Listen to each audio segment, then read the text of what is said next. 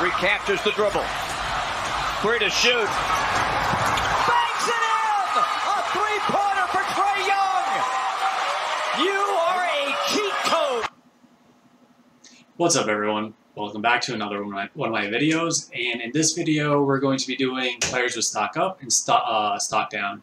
So this is going to be more of like a trade edition, and I'm mainly just going to be sticking with point guards in this video. I'm going to do one of these videos for each position.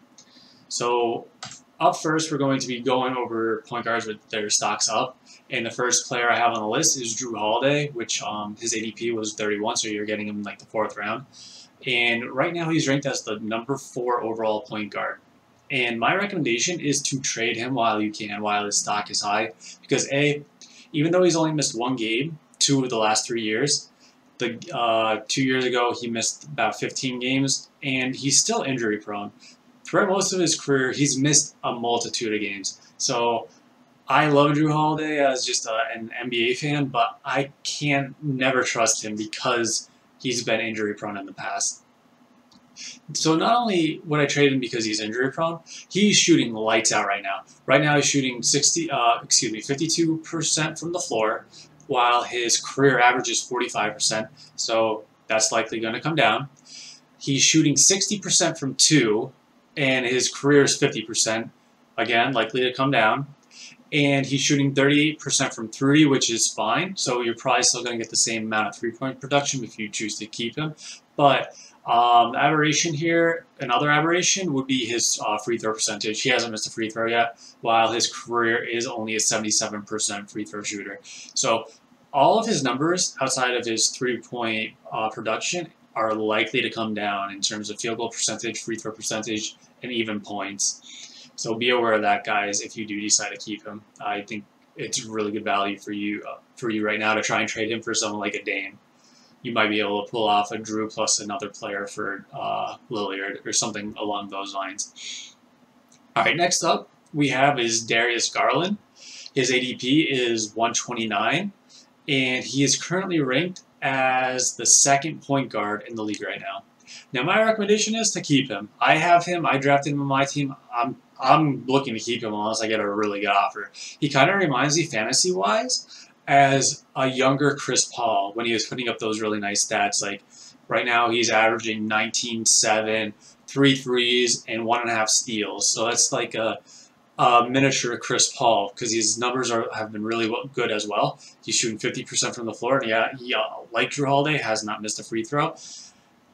And I feel confident, even though his field goal percentage will likely come down a bit, I do feel confident that he's going to shoot well from the free throw line.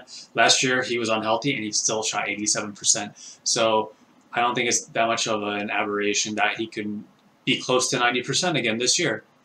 So I think the sky is the limit for Garland and his fantasy production if he's on your team this year. But if you don't feel comfortable with him, you want to trade him away, you could probably get a nice little king's ransom for him right now. I wouldn't consider anything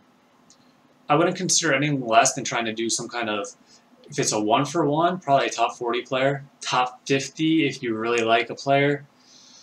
Otherwise, I'd probably go and try and do a 2-for-1 for a top 25 to 30 player if you're not a believer. Next up on the list we have is Malcolm Brogdon, who's having a killer season as well. His ADP is 65, so you were getting him in the 7th round if you drafted him. And right now he's currently the 5th overall point guard. My recommendation is to keep him or sell very high, just like Garland. Over the last 3 seasons, he's shot, well, hold on. So currently he's shooting lights out. He's shooting 52% from the floor. And even though that's going to come down a little bit over his last 3 seasons, he shot 44, 50, and 49%. So I'm going to say probably about 48% for Brogdon, between there and 50% again. His 2-point percentage, that's going to drop. It's currently at 63%, and even big guys would have a hard time keeping up that kind of production. And the thing with Brogdon right now is he's shooting more threes. He's shooting 6 per game, and he's only at 33%. So that volume is good for you if you do want to keep him, because you're still going to get that 3-point production, and his overall field goal percentage isn't being weighed down by his lack of 3-pointers. It's because he's hitting his 2-pointers really well. So he's likely to, like I just said, he's likely to maintain like a 48% plus field goal percentage. Now he's averaging 1.3 steals, and he's not usually that high. So that may drop a bit. And then his points may also come back down a bit when he starts shooting more back down to his level. But other than that, I think he's a keeper. He is injury prone, but I would probably take my chance on him, as he seems like he's the most overall complete point guard so far this year. And I'd probably take a chance over him. And if you're not a believer, again, I wouldn't trade him for anything less than probably, well, at least a top 25 player. Maybe even a 2-for-1 for someone like, I can't think of someone off the top of my head, but you can easily get someone like a Paul George. You can probably get a 1-for-1 for him. All right, so next up on the list we have is Terry Rozier. His ADP was a 107, so you're getting him about the 11th round, and he's currently the 8th overall point guard. My recommendation is trade while you can. He is shooting 50% from the field, while his career high, not his career overall average, his career high is only 42%. His average is like 39 to 40%. So he's killing it in the beginning of the season. I would try and trade him, especially with LaMelo playing like he is, even though he's a bit inconsistent. He just had a killer game, and if he puts together like 3 to 5 killer games in a row, not even to the level he just had last night. Who was it against? I can't remember, but he scored like 20 points. He just had it was his best game of the season so far, is basically what I'm getting at. If he could put together a string of these kinds of games, not even that at that high of a level, but just something close to that, he's gonna probably get a starting role at some point, right? We all think that's going to happen. So who's gonna sit? Who's gonna lose minutes? It's gonna either be Graham or Rozier. And if it's Rozier, I want to get him off my team before the news breaks. Plus, like I said, he's probably going to come down anyway from his shooting percentage. All right, and the last stock-up point guard I have on my list is Dejounte Murray. Now, his ADP is 100, so you're getting him be late 10, early 11th round. And right now, he's currently only the 21st point guard. And I don't know why. I think maybe he has one less game played than everyone else, and I guess that would be the only reason. But his stats have been stellar, like 20 points a game, 7 rebounds, 7 assists, somewhere along those lines, and that's huge. That's probably top 6, 7 point guard material right there. My recommendation would be to sell high. And the reason why I would sell high on him is because he has such a high usage rate right now.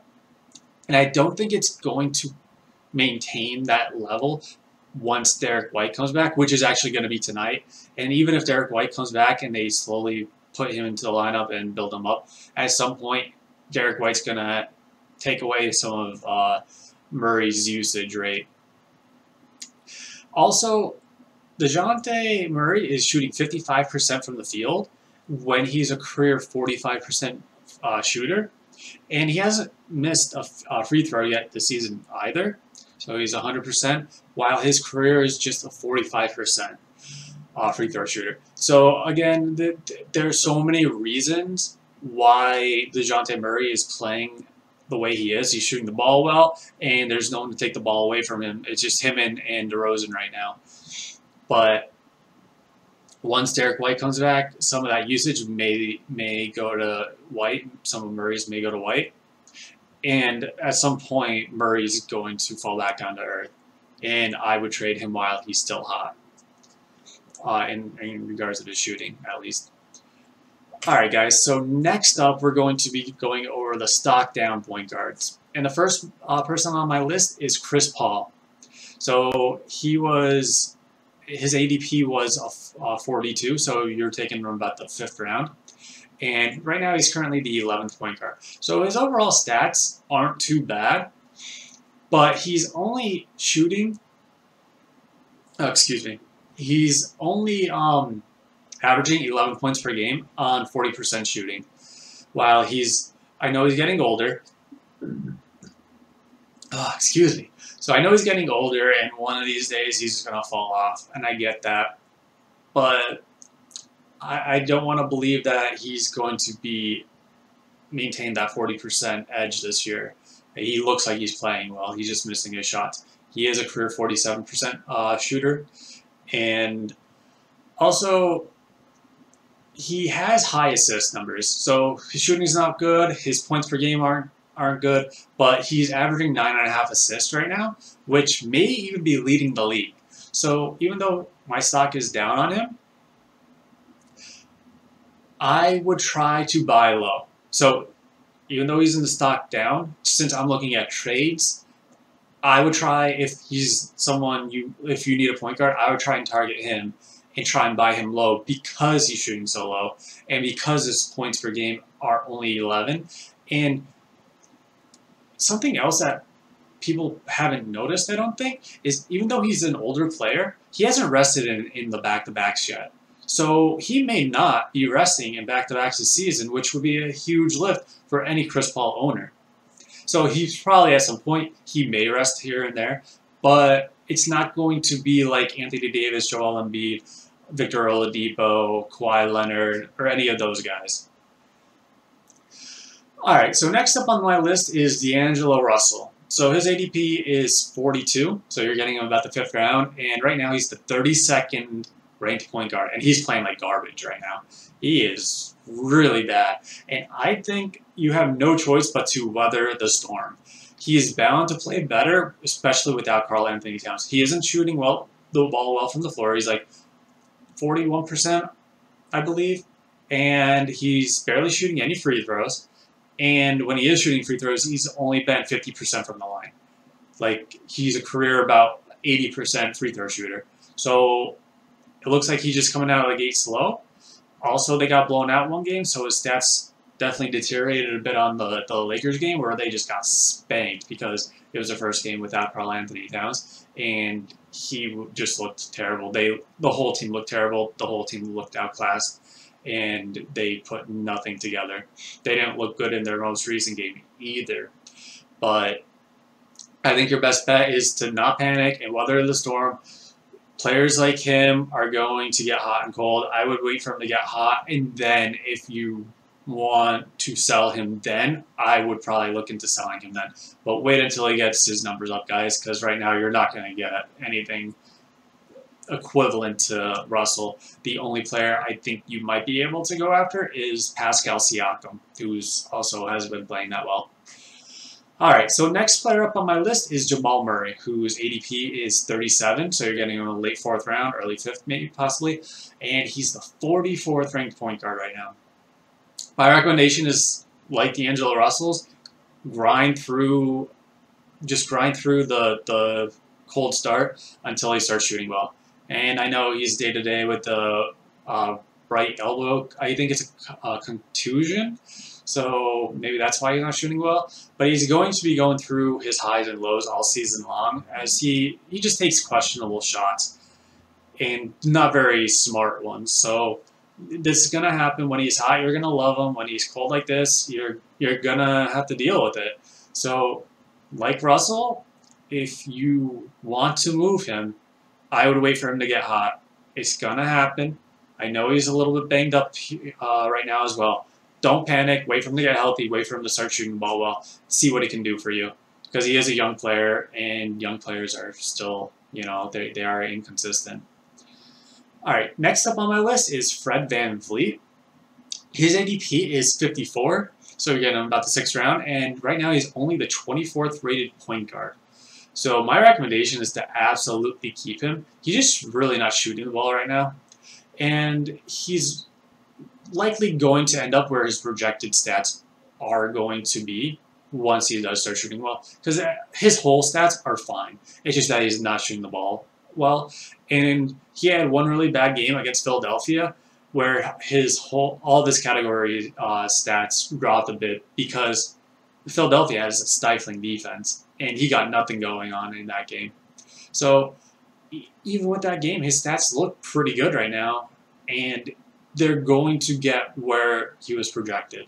He just has to get a shot, maybe get his legs underneath him. I don't know why he's not hitting his shots right now, but he is healthy. They are going to fall sooner or later, probably sooner. So he's an absolute keep. All right, last player on my list is Lonzo Ball, whose ADP is 81, so you're getting him about the 9th round.